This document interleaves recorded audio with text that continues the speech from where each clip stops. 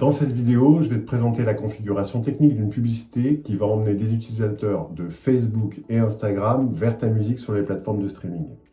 Je vais illustrer cette vidéo en prenant le cas d'un de mes clients, le projet Electrome, qui a eu l'extrême gentillesse de m'autoriser à partager ces informations et pour lequel on a donc lancé, dans le courant de l'été 2024, un projet de croissance sur Spotify via des campagnes Facebook et Insta dont tu peux voir ici les résultats sur Spotify for Artists.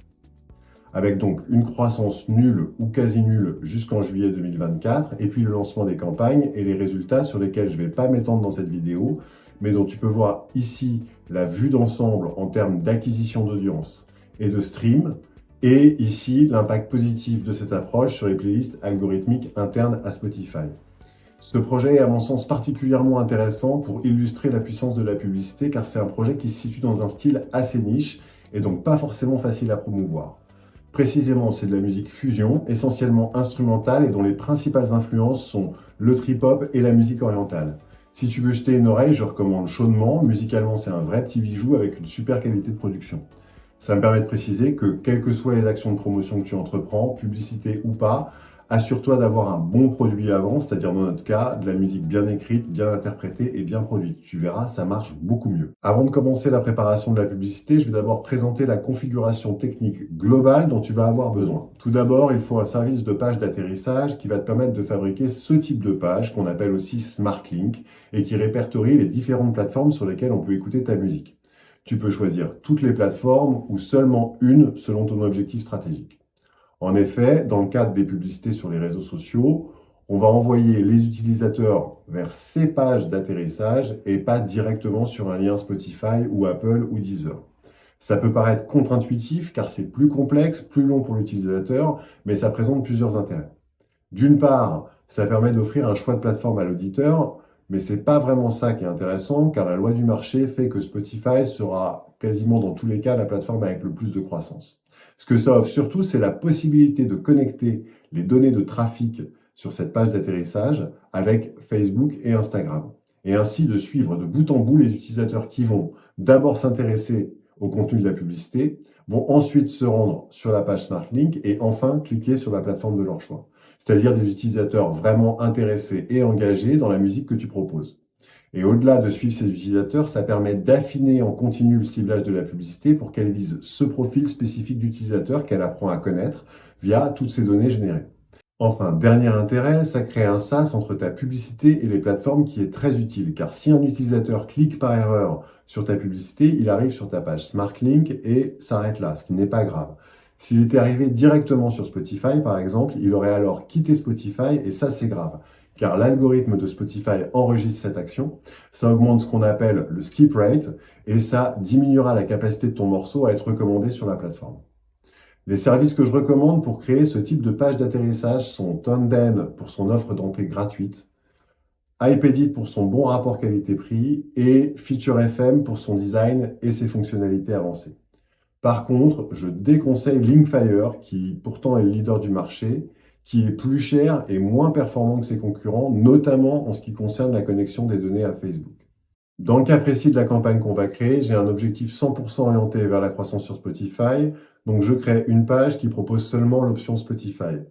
Précisément, la page propose l'écoute du morceau In That Town et emmène l'auditeur sur Spotify, écoutez donc le morceau In That Town, mais dans une playlist contenant tous les morceaux d'Electro. Une fois cette page SmartLink créée, pour diffuser des publicités sur Facebook et Instagram, il est nécessaire de travailler depuis Meta Business Suite, qui permettra d'une part de diffuser en même temps la publicité sur les deux réseaux, Facebook et Instagram, et d'autre part offrira plus de fonctionnalités que les interfaces in-app sur téléphone. Je vais donc décrire rapidement la configuration mise en place pour ce client.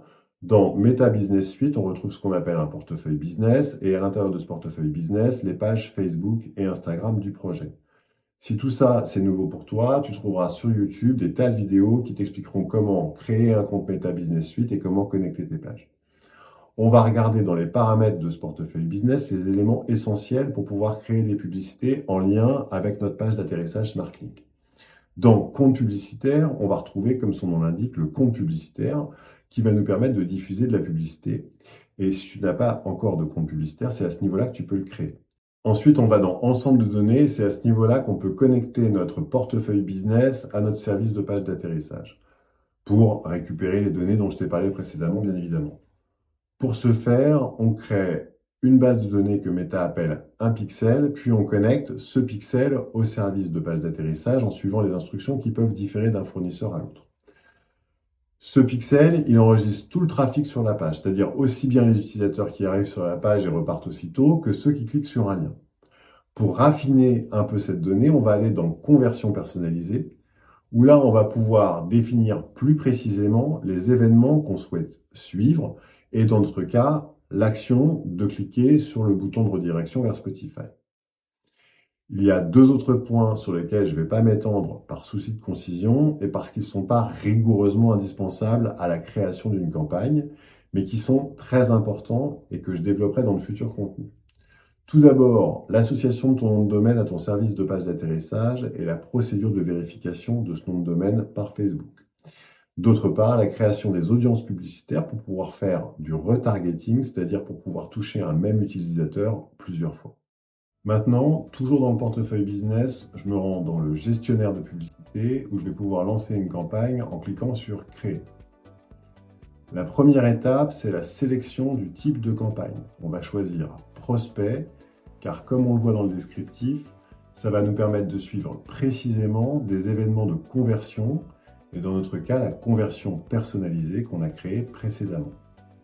On choisit ensuite Créer une campagne manuelle. Comme tu le vois, il y a 3 niveaux qui sont alors créés. La campagne qui permet de définir les paramètres généraux, notamment dans notre cas, on va y définir le budget global. L'ensemble de publicités qui permet de définir les paramètres de ciblage de l'audience qu'on va viser. Et la publicité elle-même qui permet de définir le contenu publicitaire qui, comme on va le voir, est ou ressemble beaucoup à une publication avec généralement une vidéo et un petit texte d'accompagnement. Comme on va le voir au sein d'une même campagne, on peut créer plusieurs ensembles de publicités afin de tester différentes audiences. Et au sein d'un même ensemble de publicités, on peut créer plusieurs publicités afin de tester différents contenus et à la fin trouver le contenu et l'audience qui fonctionnent le mieux pour notre objectif, à savoir, dans notre cas ici, faire grossir une audience sur Spotify. On va donc commencer par le niveau campagne. D'abord, je la nomme. Donc, In That On, le morceau sur lequel va s'appuyer cette campagne. Spotify, car c'est notre objectif. Dubstep et Tier 1 and 2 parce que c'est des critères de ciblage que j'utiliserai et que je détaillerai plus tard. Et Playlist parce que précisément, je vais envoyer les auditeurs sur une playlist et pas uniquement sur un single. Et enfin, 3, parce que c'est la 3e campagne que je teste pour optimiser les résultats pour ce client. Même si tu n'utilises pas cette nomenclature, c'est important d'en avoir une et lisible, car pour bien faire de la publicité, tu dois tester plusieurs configurations de campagne, plusieurs ciblages et plusieurs contenus avant d'identifier le ou les plus performants. Donc il faut pouvoir t'y retrouver dans tes différents tests. Au niveau de la campagne, on va simplement sélectionner le budget Advantage, ce qui va permettre à Meta, après une phase de test, de dépenser uniquement notre budget sur la publicité et l'ensemble de publicités les plus efficaces. Ensuite, on fixe le budget. On utilise l'option quotidien et on choisit un budget quotidien entre 5 et 10 euros pour commencer. En dessous, tu risques de ne pas avoir de résultats et au-dessus, c'est pas très stratégique. Car l'idée, c'est de tester une campagne quelques jours et de s'assurer des résultats avant de monter progressivement ce budget quotidien si les résultats sont satisfaisants. Tu trouveras prochainement une vidéo sur la chaîne MyLabel qui rentre dans le détail des stratégies que tu peux mettre en place pour gérer au mieux ton budget. Mais à court terme, on va faire simple et mettre un budget quotidien de 7 euros. On va maintenant regarder le paramétrage de l'ensemble de publicités. On commence par le nommer selon le même principe et pour les mêmes raisons que précédemment. Ensuite, on va préciser quelques éléments techniques. Pour le lieu de conversion, on va sélectionner site web puisqu'on emmène les utilisateurs de Facebook et Instagram qui cliquent sur la publicité vers une page d'atterrissage sur le web. On va ensuite préciser qu'on veut maximiser le nombre de conversions, c'est-à-dire pour faire simple, le nombre de clics et pas seulement le nombre de visites de la page. On indique ensuite la base de données, donc le pixel avec lequel on va travailler. Et enfin, on va préciser le type de clic qu'on veut suivre en sélectionnant notre conversion personnalisée. Avec ces éléments, non seulement on va pouvoir suivre les résultats, mais aussi permettre à Meta d'affiner progressivement et automatiquement le ciblage de la campagne pour optimiser ses résultats. Pour le ciblage géographique, sachant que le but est simplement de maximiser les écoutes sur Spotify et sachant que la musique d'Electrum est essentiellement instrumentale, donc pas de barrière de langue, je vais prendre un ciblage géographique assez large en sélectionnant tous les pays où Spotify est présent, mais en évitant les pays où le prix d'abonnement à Spotify est trop bas, car ton revenu de streaming en sera impacté, et les pays connus pour l'utilisation massive de ClickFarm dans lesquels pourrait tomber ta publicité et fausser donc les résultats. Donc je retire France qui est proposée par défaut et je colle la liste que j'ai précédemment copiée, mais dans laquelle, je te rassure, il y a bien France. Tu pourras récupérer cette liste de pays via un lien en description dans cette vidéo.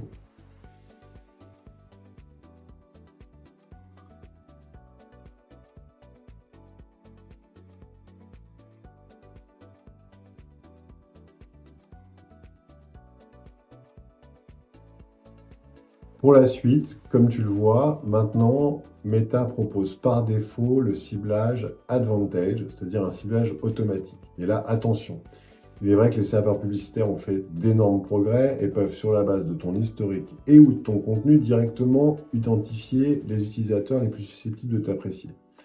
Mais ça ne marche vraiment que si tu as déjà une audience assez forte sur Instagram ou Facebook et que cette audience correspond à ton audience cible, parce que c'est notamment là-dessus que la publicité va se baser si tu utilises ce genre d'option.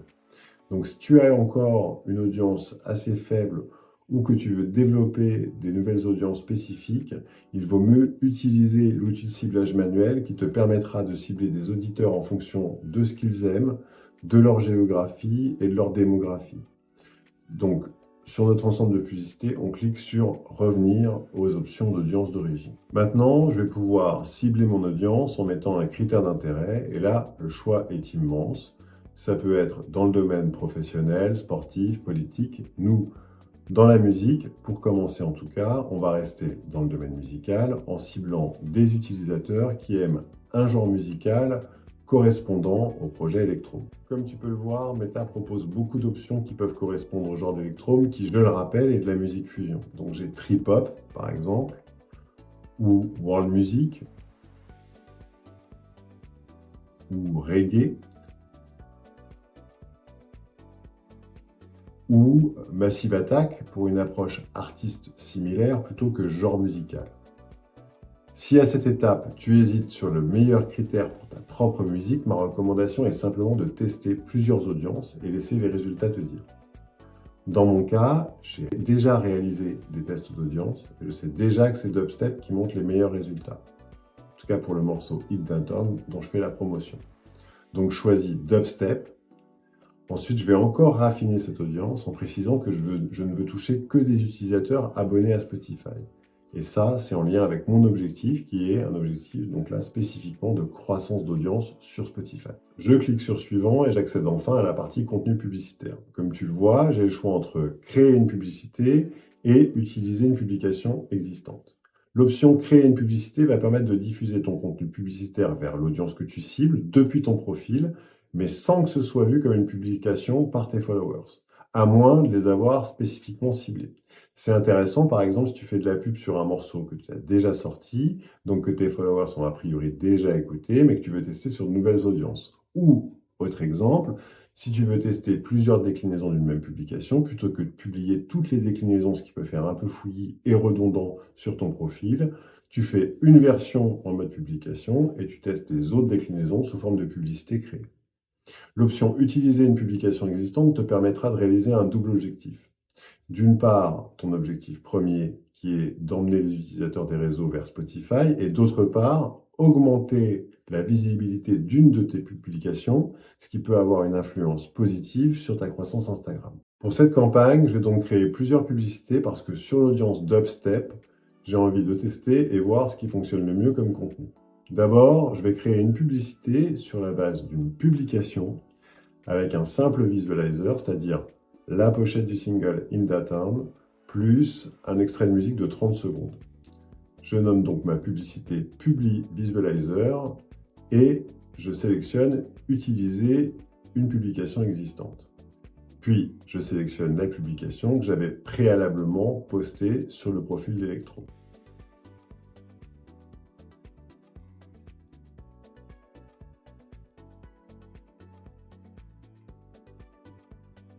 Ensuite, je vais dans Call to Action et je clique sur Écoutez maintenant. Puis, je copie et colle le lien de ma page SmartLink dans URL du site web.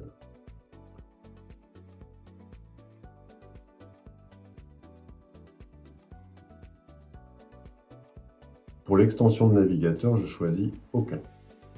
C'est bon, ma première publicité est maintenant créée. Ensuite, je vais créer une autre publicité sur la base d'une publication contenant, cette fois, un extrait de clip de 30 secondes. Je reprends ma première publicité et je fais dupliquer rapidement. Dans la nouvelle publicité, je vais à Contenu publicitaire et modifier la publication. Puis, je sélectionne la nouvelle publication, extrait de clip que je veux tester. Et je nomme donc ma seconde publicité Publi Clip. Pour les publicités suivantes, j'ai envie de tester 3 déclinaisons du visualizer où je fais simplement varier l'extrait musical. Pour ces 3 déclinaisons, je ne veux pas faire de publication puisque j'ai déjà une version de ce visualizer sur le profil d'Electro. Je vais donc utiliser l'option Créer une publicité directement dans l'interface publicitaire. Je duplique encore une fois la publicité Pub Visualizer, mais cette fois, je remplace Utiliser une publication existante par Créer une publicité. Ensuite, je vais dans Contenu publicitaire, puis Ajouter du contenu, puis Ajouter une vidéo. Et là, je vais sélectionner la vidéo Visualizer déclinaison numéro 1 que j'avais déjà uploadée. Si tu veux importer une nouvelle vidéo depuis ton ordinateur, tu le fais également à ce niveau-là en cliquant sur Importer.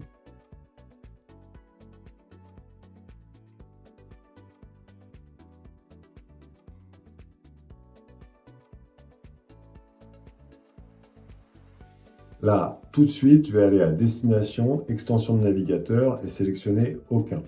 Ça a pour effet de supprimer ces messages d'erreur disgracieux et perturbants à droite de l'écran.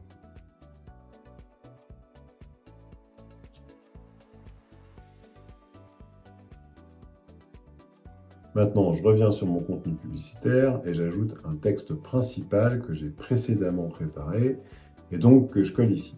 À propos de ce texte principal, je le fais en anglais, en cohérence avec la multitude de pays que j'ai choisi dans mon ciblage. Je le limite à 2 lignes et surtout, je reprends dans le texte le call to action Click Listen Now qui fait écho au bouton Écoutez maintenant que je vais ensuite ajouter et qui sera traduit en Listen Now pour les audiences anglophones. J'ajoute une autre option de texte très simple et orientée vers le ciblage dubstep que j'ai retenu. Donc, New Music for Dubstep Fans.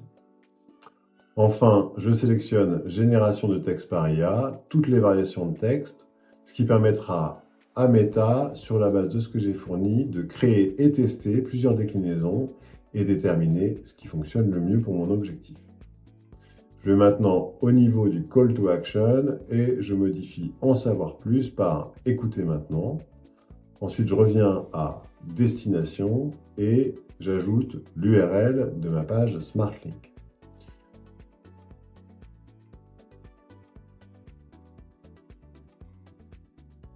Je nomme cette publicité Extrait carré 1.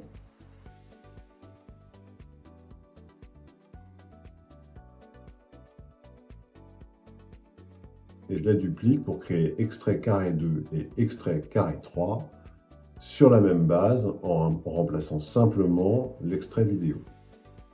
Une fois terminé, il ne me reste qu'à cliquer sur Publier. On va maintenant regarder sur l'interface de suivi des publicités les résultats après 2 semaines de diffusion, du 16 au 31 juillet précisément. J'ai simplifié le tableau de suivi pour faire ressortir les éléments les plus importants, à savoir le résultat, c'est-à-dire le nombre de nouveaux auditeurs qui ont cliqué sur le bouton Spotify, et le coût par résultat, c'est-à-dire combien je dépense pour chaque acquisition de nouvel auditeur. Donc là, on voit qu'on gagne 647 auditeurs pour un coût par auditeur de 16 centimes, ce qui est plutôt un bon résultat, sachant que pour moi, le curseur pour une campagne qui fonctionne est autour de 30 centimes par auditeur. Si tu veux savoir pourquoi, suis la chaîne MyLabel pour plus de vidéos à ce sujet. Pour bien apprécier ce résultat, il faut bien comprendre qu'avec ce système, on acquiert des auditeurs et pas uniquement des streams. Ces auditeurs vont d'une part générer plusieurs streams et on va pouvoir également, au fil du temps, les recibler pour d'autres objectifs de type concert ou produits dérivés. À court terme, on va voir le résultat en stream sur Spotify for Artists pour cette période. On voit qu'on a en fait acquis 1017 listeners. Ça vient du fait qu'on a également activé des playlists algorithmiques dans Spotify qui ont contribué à l'acquisition d'auditeurs. Et surtout, on voit que ces auditeurs ont généré à peu près 4700 écoutes, donc environ 5 écoutes par auditeur, ce qui montre que notre ciblage est assez pertinent. Maintenant, au-delà du résultat global, je vais regarder les performances des publicités que j'ai testées. Au bout de 3 jours, j'ai vu une première tendance. J'ai éliminé les déclinaisons 1 et 3 qui avaient de mauvais résultats de conversion. Et pour les autres, j'ai vu un paradoxe intéressant. La publication clip est plus diffusée et génère plus de résultats. Mais si on regarde en détail, la publication Visualizer a un coût de conversion, donc d'acquisition d'auditeurs, meilleur que le clip. Cette tendance a été confirmée tout au long de la campagne. Voilà les résultats au bout de 2 semaines qui en attestent. Et ce qu'il faut retenir de ça, et j'aurai l'occasion de l'illustrer dans d'autres vidéos, c'est que le contenu publicitaire qui fonctionne souvent le mieux pour de la croissance d'audience en streaming, c'est justement ce simple visualizer sur la base d'une pochette de single et d'un extrait musical. Donc, très simple et surtout très économique à produire. J'espère que cette vidéo t'a plu et t'a permis de mieux comprendre le fonctionnement des publicités et aussi ce que tu peux en attendre. Mettre en place ce type de configuration est assez complexe et représente un investissement très important en temps d'apprentissage, en temps de mise en place et en coût de test. Donc si tu es un artiste ou que tu t'occupes d'un label et que tu préfères focaliser sur l'artistique, n'hésite pas à faire appel à MyLabel, on pourra te mettre en place ta configuration publicitaire et une stratégie d'utilisation adaptée à ton besoin et à ton budget. Clique sur le lien coaching en description pour soumettre ton projet et peut-être gagner une session gratuite en visio pour discuter de ton cas particulier et te fournir des conseils et astuces personnalisés.